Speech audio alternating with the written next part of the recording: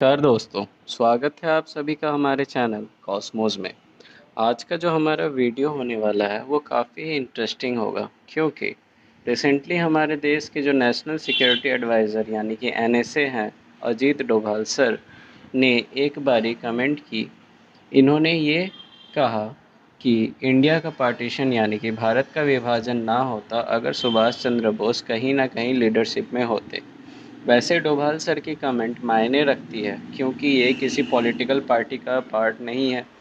और उन्होंने ये स्पीच दिया है सुभाष चंद्र बोस मेमोरियल लेक्चर के दौरान। उसके अलावा इन्होंने ये भी कहा कि 1962 की जो वॉर थी उसके लिए इंडिया कभी भी प्रॉपरली प्रिपेयर नहीं था और ये एक मेजर ब्लंडर था इंडियन हिस्ट्री का। अब डोभाल सर की कमेंट्स के बाद देश की अपोजिशन पार्टी कांग्रेस ने ये जवाब दिया है कि ये जो सवाल डोभाल सर पूछ रहे हैं ये गलत है।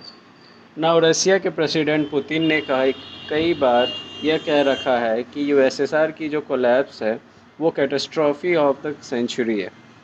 यूएसएसआर कोलैप्स 20th सेंचुरी में हुआ, world war to 20th century में हुई और इंडिया का पार्टीशन भी 20th सेंचुरी में ही हुआ। तो मुझे तो लगता है इंडिया का पार्टीशन सबसे बड़ा कैटास्ट्रॉफी है क्योंकि उसका इम्पैक्ट आज तक है। भारत के विभाजन के समय 2 लाख से लेकर के 20 लाख तक लोग मारे गए और ऐसा नहीं कि ये लोग किसी वॉर में मारे गए। इस टाइम इंसानों ने ही इंसानों को मारा। तो डोभाल सर ने सिंपली ये कहा है कि अगर सुभाष चंद्र बोस होते तो देश का विभाजन भी ना होता। उन्होंने ये भी कहा कि सुभाष चंद्र बोस गांधी जी की रिस्पेक्ट भी करते थे, लेकिन गांधी जी जहाँ कहीं गलत कुछ करते थे या फिर अगर सुभाष चंद्र बोस को ये लगता था कि गांधी जी कुछ गलत कर रहे हैं तो वो उन्हें काउंटर भी क्या करते थे।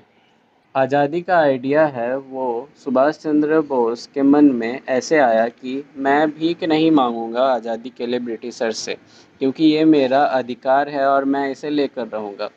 और आगे डोभाल सर ने ये कहा कि जिन्ना ने ये बात खुद कही थी कि मैं एक ही लीडर को एक्सेप्ट करता हूँ और वो सुभाष चंद्र बोस हैं। और मैं आपको थोड़ा डेट्स के बारे में भी बता दूं। नेताजी की डेथ जो ऑफिशियली मानी जाती है वो 18 अगस्त 1945 को 48 इयर्स की उम्र में ताइवान में एक प्लेन क्रैश की वजह से हुआ था, ऐसा माना जाता है ऑफिशियली।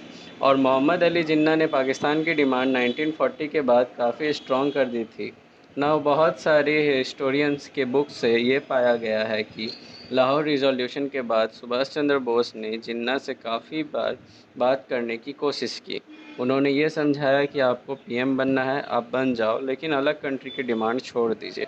और ये सारी बातें मेंशन्ड है इस किताब में, Jinnah's Pakistan formation and challenges of a state.